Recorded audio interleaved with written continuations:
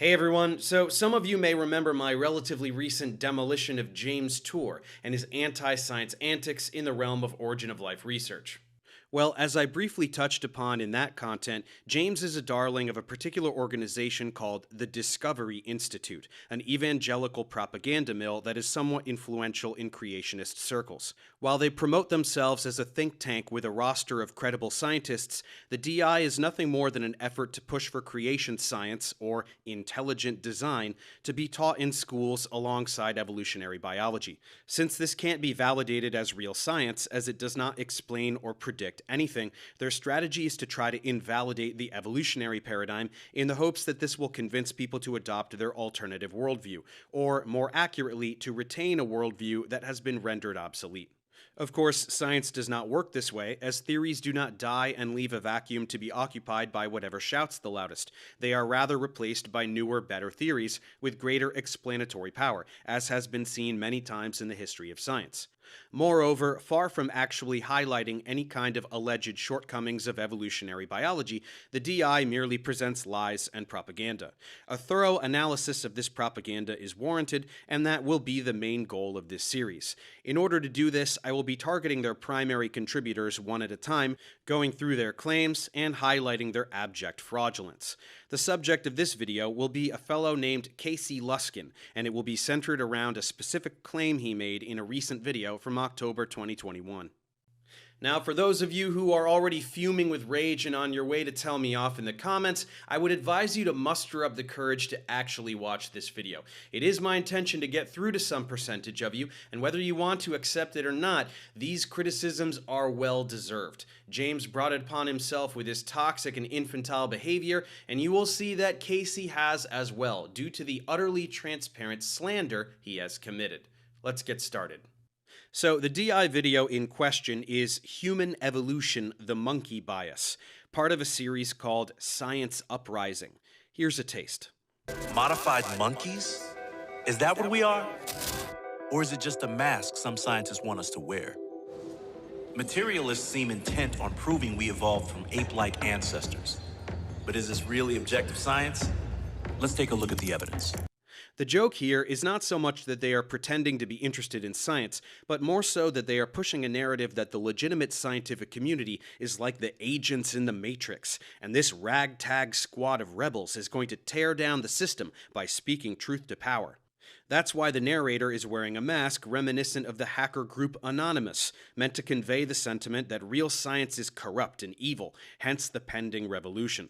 The video is even edited with adorable little fake glitches for maximum subliminal effect.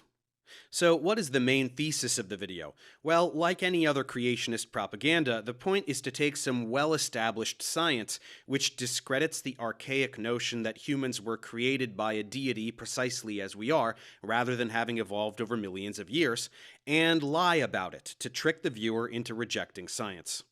In this case, that would be the overwhelming evidence supporting the evolution of Homo sapiens from other hominid species. This is something that is well understood by every single anthropologist and evolutionary biologist in the world, and is not controversial in the slightest. So the only approach toward poking holes in this rock-solid science is dishonesty and misrepresentation. Doing the honors here is Kayce Luskin, the Associate Director of the Center for Science and Culture at the DI. What's his background, you ask? Dr. Kayce Luskin, co-author of Science and Human Origins, shares his insight. Ah, he wrote a book. They don't let just anyone write a book, so he must be smart. Oh, and he has a PhD in geology, which has nothing to do with evolutionary biology or anthropology, making his expertise totally irrelevant to this topic. In searching for published research, I find only one article in which he is the primary author about cratons, which is geology. And literally anyone can write a book or a bunch of blog posts about anything without having to know anything or be right at all. Okay, let's hear what some guy who knows nothing about fossils has to say about fossils. The fossil evidence for human evolution is extremely weak. I would say that the case for human evolution is driven more by an undying belief in materialist ideology than it is actual hard evidence. So, right from the get-go, we are establishing both the overarching lie and the agenda. Human evolution is based on mountains of evidence, which is desperately rejected by creationist ideology. That's why he has to drag science down to his level and call it materialist ideology. Just to quickly elucidate this tactic before getting to his lies, the DI folks use materialism as a dirty word, because the targets of their propaganda believe in souls, which are a supernatural concept, so they complain that any philosophy which does not celebrate the existence of the soul is evil. Well, science is the study of the physical world, so science is inherently materialistic. Science is materialism. Anyone who says otherwise does not know what science is. The DI folks back themselves into a corner by pretending to be pro-science while rejecting literally all of science. The reason evolution is science and intelligent design is not, is prediction prior to investigation. Evolutionary biology predicted that the human form should emerge slowly through geologic time from a basal hominid form. It's a prediction about what we should find upon investigating, just like we do in geology or astronomy or any other field. It's how science works. And when we investigated, we did indeed find this slow morphologic change. The anatomically modern human morphology emerges slowly over 7 million years through over 24 species and thousands of individual specimens from our last common ancestry with chimpanzees. These species that act as missing links, which have been uncovered over the centuries, show incontrovertibly the evolutionary history of Homo sapiens from the rather unassuming Miocene apes. Given how many hominin species are known and the transitional morphologies they display, the entire field of biological anthropology must somehow be called into question. The illustrations and drawings of these missing links are often highly speculative. To the creationist, there can only be what we see today. There are apes and there are humans, and nothing in between. Of course, the word apes simply means members of the family Hominidae, so this is a bit like saying that there are only canines and dogs, and nothing in between. It doesn't actually make sense. But of course, what they mean is that humans are a special creature made by a deity precisely as we are, and that there are no transitional species. Therefore, anything science labels a transitional species must be either a fully human hominin or a just an ape hominin. So Homo erectus was fully human, Australopithecus afarensis was just apes, and so forth. They must pretend that all of these fossils are either humans or apes, even though the science very clearly says otherwise. Rather humorously, they can't even agree on the distinction, as certain transitional species get labeled as apes by one creationist organization, like Answers in Genesis, and as humans by another, like the DI. But beyond this confusion, they also just flat out distort what science says. Quite a few paleoanthropologists think that Neanderthals buried their dead, that they have been discovered with signs of high intelligence, including art and culture. So although many artist impressions will depict Neanderthals as very primitive, if a Neanderthal were to walk in the door right now, you would not be able to distinguish them most likely from a modern human being. Well, yeah, Homo neanderthalensis lived concurrently with Homo sapiens, and we did not evolve from them. In fact, it wasn't until we left Africa that we encountered them in Eurasia and either outcompeted them or killed them. Lyskin is pretending that science proposes we evolved from Neanderthals. It doesn't. But let's get to the main act. The primary target of the video is Lucy, the famous set of fossils belonging to a member of Australopithecus afarensis, one of many important intermediary species. The DI needs to convince the viewer that it is really just an ape. The centerpiece of this campaign is a PBS Nova documentary from 1994 called In Search of Human Origins. Featured within is an anthropologist named Owen Lovejoy. Let's check out a bold accusation made by Lyskin and pals. This PBS documentary shows anthropologist Owen Lovejoy manipulating the fossils to make Lucy walk upright. The perfect fit was an illusion that made Lucy's hip bones seem to flare out like a chimp's. But all was not lost. As a result, the angle of the hip looks nothing like a chimp's, but a lot like ours. So we can see them showing Dr. Lovejoy using a power tool to grind away at what is implied to be the actual pelvis bone of Lucy, with one onlooker viewing this in complete shock as to the dishonesty. They are making it appear as though the hip bone was that of a chimp and Lovejoy manipulated it to seem like that of a human. You know, like a fraud. Lيسكين reiterates this accusation himself. And so in Lucy's pelvis had to be reconstructed using quite a bit of evolutionary interpretation and imagination. Clear as day, big fat fraud. Now let's look at some parts of the documentary that Lيسكين conveniently decided to omit, narrated by Donald Johanson, who discovered Lucy in 1974. As Lovejoy pointed out, the joint had all the hallmarks of a creature that moved around on two legs, not on all fours. Walking upright is something that only humans can do, and it needs a special kind of knee joint. One that can be locked straight.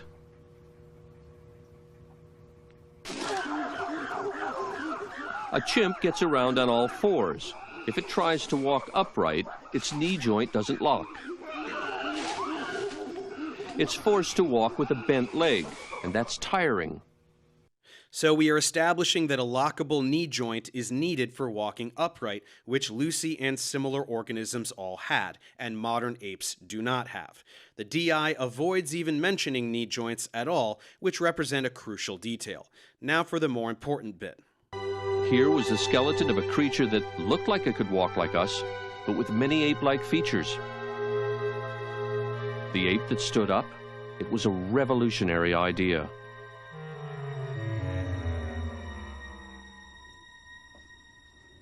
We needed Owen Lovejoy's expertise again, because the evidence wasn't quite adding up. The knee looked human, but the shape of her hip didn't. Superficially, her hip resembled a chimpanzee's, which meant that Lucy couldn't possibly have walked like a modern human. But Lovejoy noticed something odd about the way the bones had been fossilized.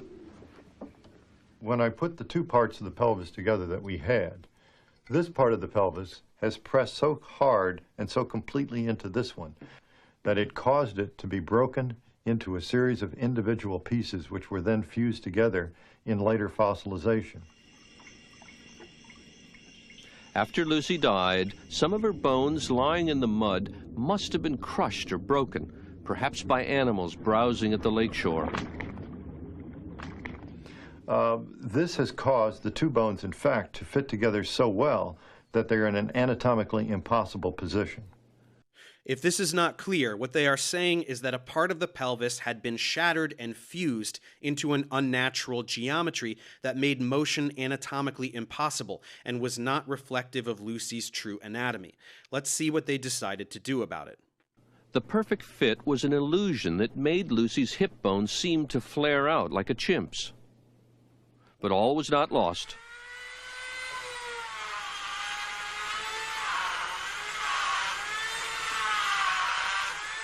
Lovejoy decided he could restore the pelvis to its natural shape. He didn't want to tamper with the original, so he made a copy in plaster. He cut the damaged pieces out and put them back together the way they were before Lucy died. It was a tricky job, but after taking the kink out of the pelvis, it all fit together perfectly, like a three-dimensional jigsaw puzzle. As a result, the angle of the hip looks nothing like a chimp's, but a lot like ours. Anatomically, at least, Lucy could stand like a human. The case for our earliest ancestor walking upright was growing stronger, and Lucy wasn't the only evidence. And there it is. Lovejoy was doing absolutely nothing whatsoever to the fossils. He made a copy in plaster in order to further investigate their arrangement and mechanics due to the original sample having been shattered and fused in an unnatural way. And when finished, the hip matched the knee, both indicating that Lucy walked upright. In case you missed it, let's play those key bits one more time. This PBS documentary shows anthropologist Owen Lovejoy manipulating the fossils to make Lucy walk upright. He didn't want to tamper with the original, so he made a copy in plaster. He cut the damaged pieces out and put them back together the way they were before Lucy died. There is no getting around this. Lyskin and the DI lied, and they lied hard. They deliberately misrepresented the Nova doc. They literally play the exact clip where the narration says that he is manipulating a plaster copy and simply omit the audio, while accusing him of manipulating the fossil itself in order to deviously make a quadruped appear like a biped because of his evil materialist agenda. To make it as clear as possible, just look at the transcript for the portion they played. Now let's restore what they cut out. As you can see, Lovejoy isn't the only one cutting pieces out. Again, there is no mention from the DI of the lockable knee joint, which is a crucial detail that made Lovejoy suspicious of the pelvis in the first place, since a knee for walking upright and a pelvis for walking on all fours do not go together. Lyskin then omitted that Lovejoy noticed the pelvis was broken into a series of individual pieces, which were then fused together in later fossilization. He deliberately left out these crucial details, which explain what Lovejoy was actually doing and why, and in this way, Lyskin and the DI have committed slander. This is a criminal offense worthy of a lawsuit. There is no denying this. You don't have to understand an ounce of science. It is clear as day that this is textbook manipulation. The DI knows that nobody watching their video will go and look for the Nova doc or its easily Googleable transcript to get more context or verify these claims. They know that any creationist watching will just believe them at face value, but anyone with a shred of honesty can now see the reality of the situation. It is a premeditated lie. Folks at the DI sat down and deliberated over how they could lie in order to most effectively cast doubt on empirical science substantiating intermediary species between apes that walk on all fours and humans that walk upright. What does Dr. Lovejoy think of all this? Perhaps he has a comment. Indeed he does. I have rarely seen such colossal dishonesty in any film or video that I have ever seen. It's amazing but terribly disheartening for the future of science that there are organized groups dispensing such trash. Sincerely, Owen. Unfortunately, the dishonesty doesn't end there.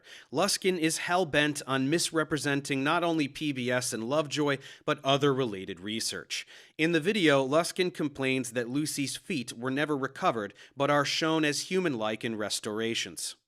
They did not even find feet associated with Lucy's skeleton. She's almost always depicted as an upright walking, ape-like species. What he completely ignores are human-like footprints called the Laetoli footprints that were attributed to her taxon, the Australopithecines.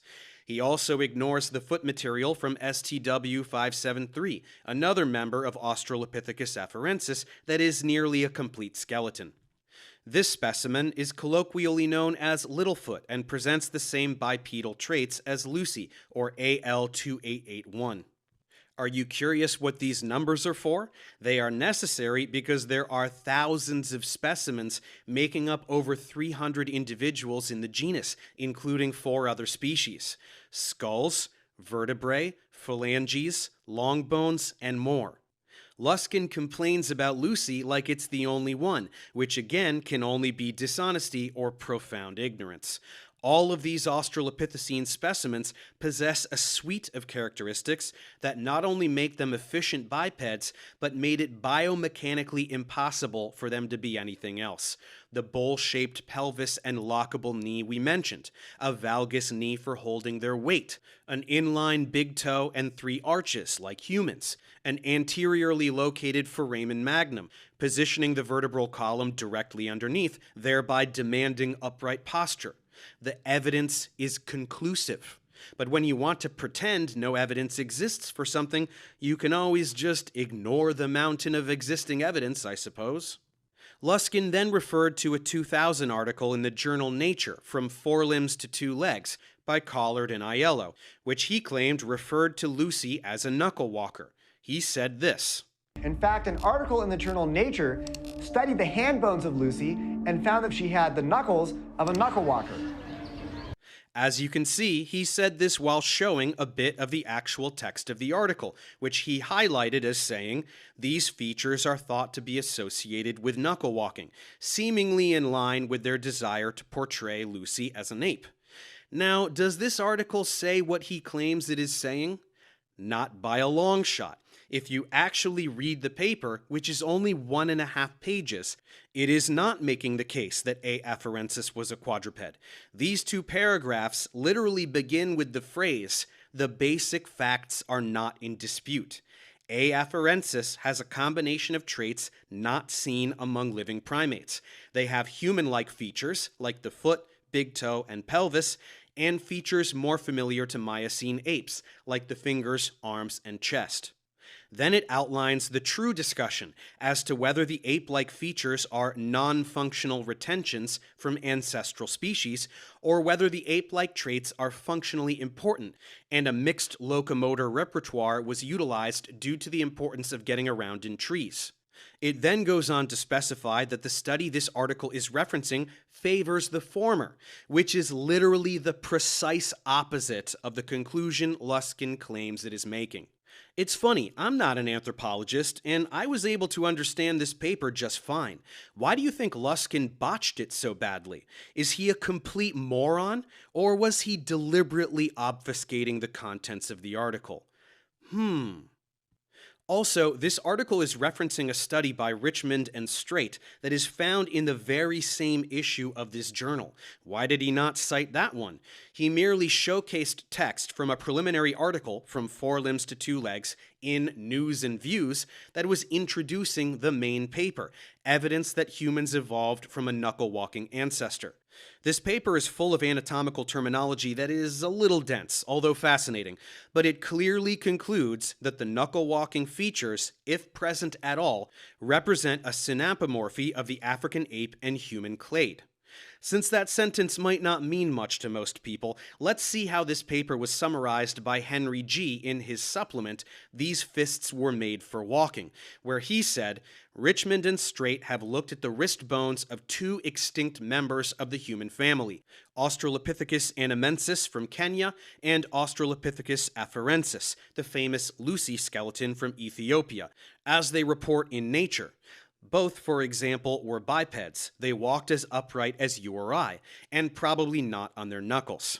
It is also in agreement with Collard and Aiello that the knuckle-walking features are relics of organisms that were common ancestors of African apes and humans. Why didn't Lyskin quote any of that? I think I know. What do we call this deceptive tactic?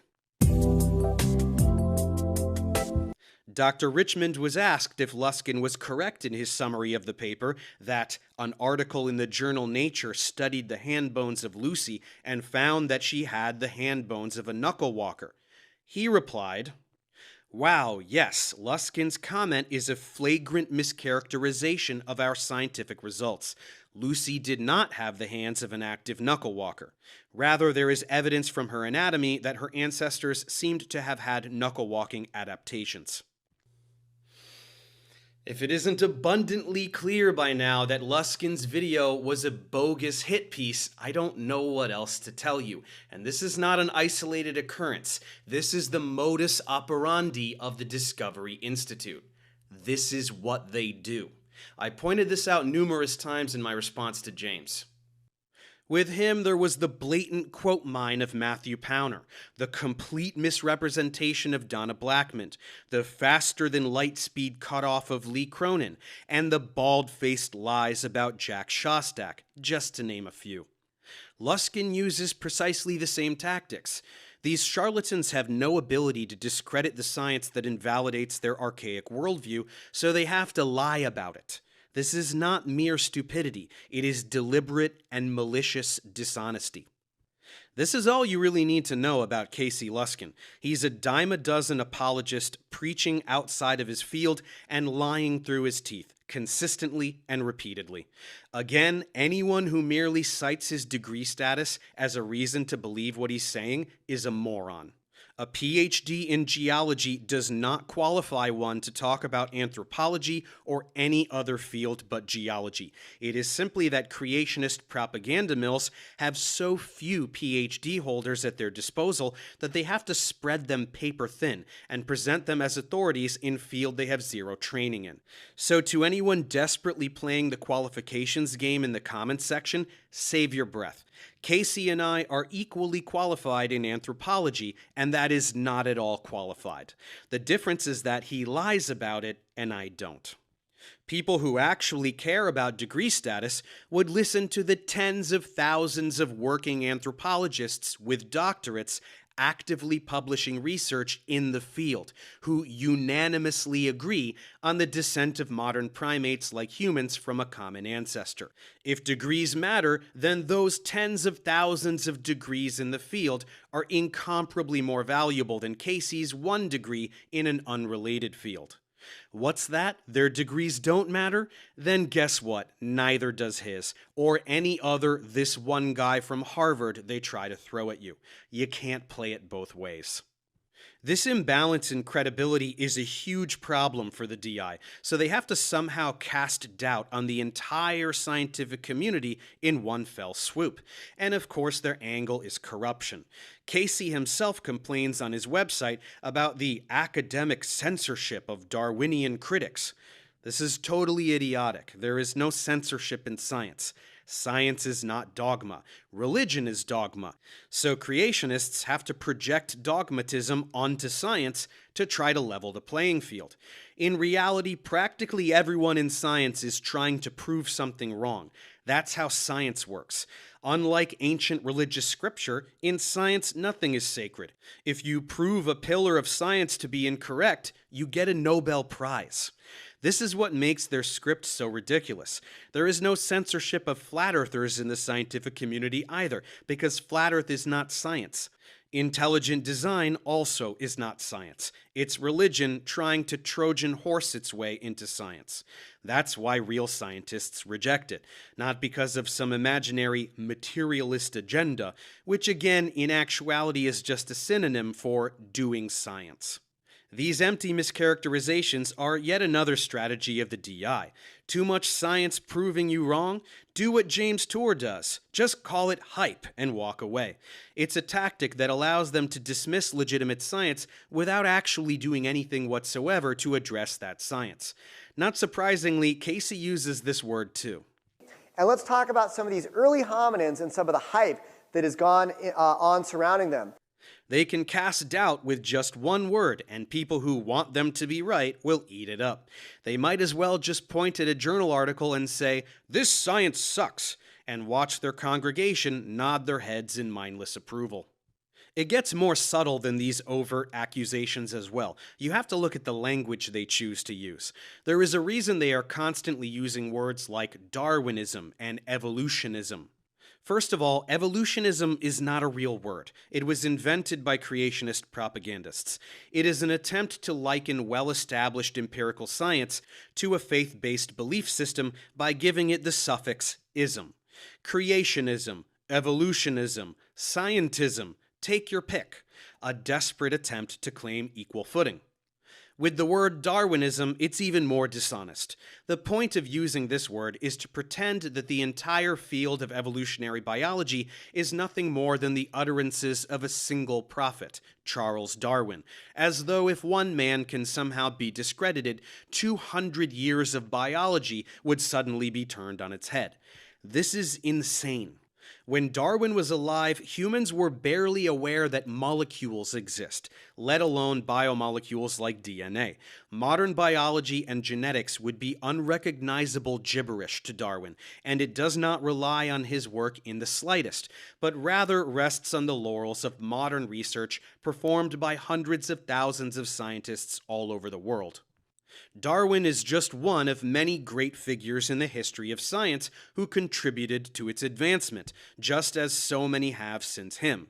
It is not evolutionism. It is not Darwinism. It is not religious scripture to be taken on blind faith like the scripture the DI covertly upholds. It's called evolutionary biology, and it is a vibrant scientific field with contributors from countries all over the world working in numerous capacities and even of varying religious faiths. Just not the science-denying kinds. It's simply that the science deniers in the DI like to pretend they aren't science deniers. That's why they need that buzzword, materialism.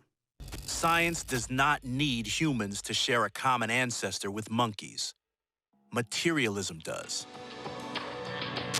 We are not materialists. We see the human soul. We experience love. We live with purpose. We fight for justice. We are the quiet majority, and we will be quiet no longer. Well, all kinds of animals exhibit love and other complex emotions, and even enact simple justice systems by which peers can be praised, punished, or expelled from a community. So this script is stupid. Vervet monkeys punish liars who sound the predator alarm in order to feed first, something referred to by some as proto-morality. Chimpanzees comfort and console one another and even mourn their dead. They are political animals who, like humans, utilize coalitions to overthrow leaders, make alliances, and carry out revenge. Of course, with animals, they say these behaviors are instinctive or genetic, but for some reason, humans can't exhibit this same behavior without a soul. Why all this focus on souls? Well, it's the easiest way to manipulate any Christian, because fear of mortality is the oldest fear in the book. Remind people that they're afraid to die, but disguise it as a clarion call, and you can get them to do whatever you want. This entire narrative is brainwashing 101. All the hallmarks are there, even the pageantry of pretending that they are actually the ones freeing people from brainwashing. Look at them project their dumb video onto all these screens like they are red-pilling the masses to wake up from their programming.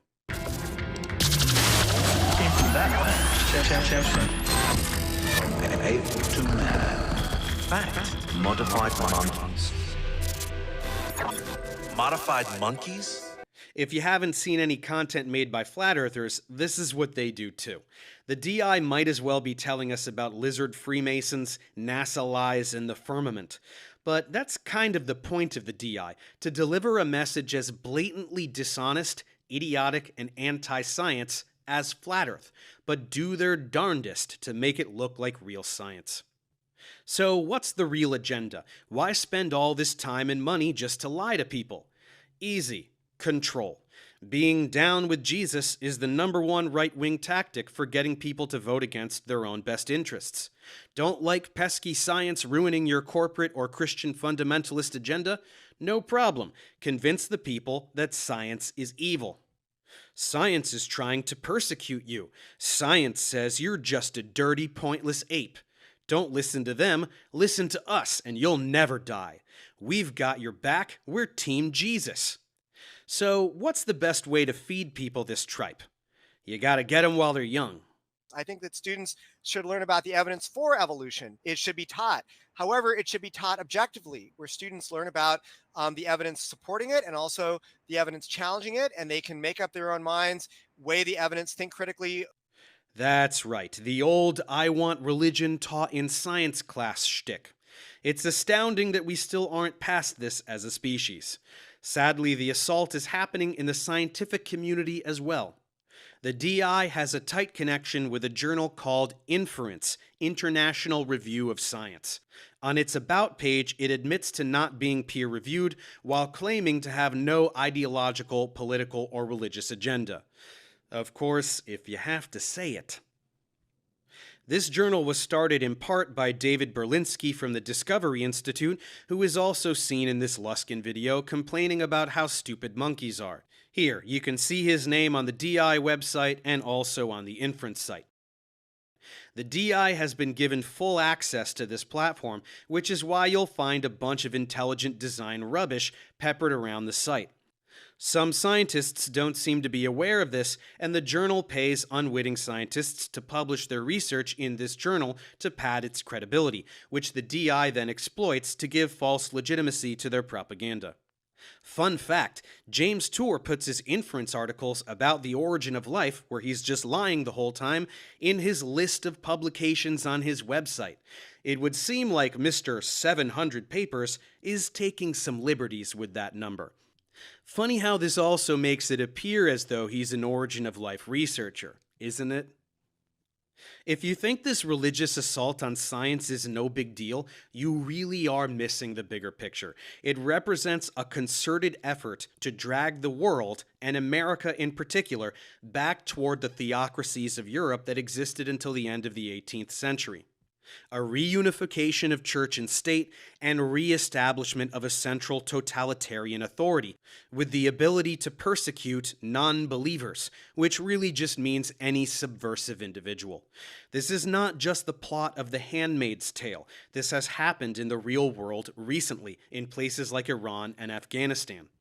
As a result of American imperialist foreign policy, Iran went from a social democracy to a theocracy. Such a thing could happen anywhere. It can be a bit difficult to apply the appropriate perspective in this modern era, where most of us can say absolutely anything with no legal ramifications, and live our lives as we please.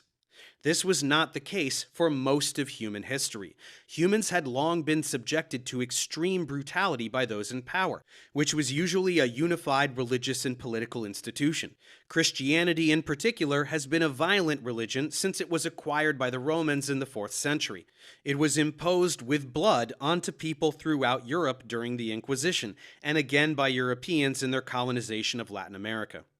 This is obviously not to say that all Christians are violent or support violence, but the coupling of religious institutions with political ones can turn any religion, even one that preaches peace and love, into a murdering machine. And by suggesting that religion be taught in public schools, the DI is trying to swing that door wide open.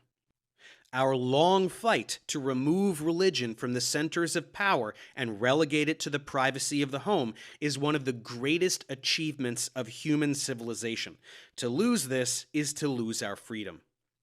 This freedom was not given to the masses willingly. It was only attained through violent uprisings. Anyone who tries to pull us back to those times must be fought tooth and nail. We may not have to cut off the heads of monarchs as we once did. The situation is not yet so dire. But if we allow religion to become science, we will have lost the first major battle, and from there it could be an avalanche. Countries like Iran serve to demonstrate that things can indeed go backwards, and also that any religion can be a tool to impose or restore a central authority. Anyway, that's the DI in a nutshell. In every video of theirs, they parade the same half-dozen or so scientists that have deluded themselves into propagating this trash, which is based on either misquoting, mischaracterizing, or flat-out misunderstanding real science. While there is undoubtedly a high degree of intellectual dishonesty in their claims, likely justified in their minds by the thought of crusading for God, in listening to figures like Lyskin and Tour, I have concluded that there is also a large amount of willful ignorance, hubris, and narcissism as well. This manifests itself in the delusion that they are able to tackle any area of science despite having no experience in it, and reject the conclusions of the field if inconvenient to their ideology, only to then display confusion when the scientific community does not take them seriously. Protecting their egos from the realization that they are making exclusively erroneous ideological arguments, they cry censorship and end up producing garbage content that is relegated to blog posts and YouTube, which are obviously inadequate for publishing science. They flash journal articles and pretend to tell you about them, while instead blatantly misrepresenting them. They use misleading language, and they pay their team of editors to produce flashy content so as to make it all look and sound more legitimate than it is. A well-polished turd, one must admit, but a turd nonetheless. And what do we do with turds? We flush them. So that's a small window of insight into Kayce Luskin, a fraud parading as a scientist, the costume of choice for everyone at the Discovery Institute. Which one of these bozos will I expose next? You'll just have to wait and see. Until next time.